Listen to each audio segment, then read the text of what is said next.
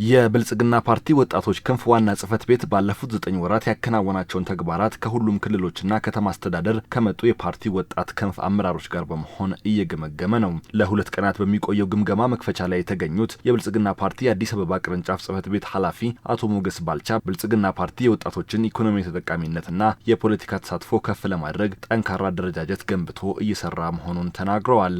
ከአጠቃላይ ከማህበራዊ መሰረቶቻችን በተለየ መልኩ የወጣቶች ክንፍ ወጣቶችን ማዕከል ያደረገ ወጣቶች በፖለቲካዊ፣ በኢኮኖሚያዊ፣ በማህበራዊ ልማቶቻቸው ከዚህ እሳቤና አጠቃላይ ጉዞ ተጠቃሚም ባለቤትም ለነገው ደግሞ ጠንካራ ኃይልና አቅም ሆነው እንዲወጡ ለማድረግ እንዲያስችል ይሄ ማህበራዊ መሰረት በጠንካራ አደረጃጀት ተገንብቶ እየተከናወነ ያለ በተለይ ወጣቶች ክንፍ በየዓመቱ ያቀዳችሁትን እቅድ እንደዚሁ ሰብሰብ ብላችሁ የገመገማችሁ ትልቅ ኃላፊነት የምትወስዱበት ይሆናል ማለት ነው። ወጣቶች የነገ ሀገር ተረካቢዎች ብቻ ሳይሆኑ የዛሬ አቅሞች በመሆናቸው ብልጽግና ፓርቲ ወጣቶችን ወደ አመራርነት በማምጣት ለሀገራቸው ብልጽግና የጎላ አስተዋጽኦ እንዲያበረክቱ እያደረገ መሆኑንም ገልጸዋል። ካሉን 5300 አካባቢ የሚጠቁ አጠቃላይ አመራር ውስጥ 70 በመቶ መሆነው የከተማችን አመራር እድሜው ከ35 ዓመት በታች ነው።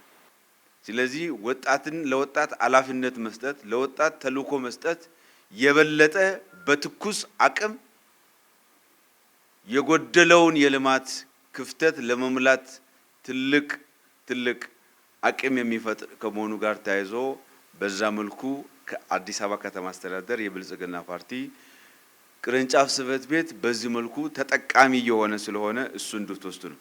የብልጽግና ፓርቲ የወጣት ክንፍ ምክትል ፕሬዝዳንት አባንግ ኩሙዳን ወጣቶች በተለያዩ የልማት ስራዎች ውስጥ ንቁ ተሳትፎ ያደረጉ ስለመሆናቸው የገለጸች ሲሆን በተለይ በአዲስ አበባ የብልጽግና ፓርቲ ወጣት ክንፍ በርካታ ተግባራት መከናወናቸውንም አንስታለች። በወጣት ክንፍ ወይንም በአባሎቻችን የተሰሩ ጠንካራ ስራዎች አሉ። አዲስ አበባ ከተማም ብትሆንም ግብርና አለ። አዲስ አበባ ከተማም ቢሆንም የሌማት ትሩፋት አለ።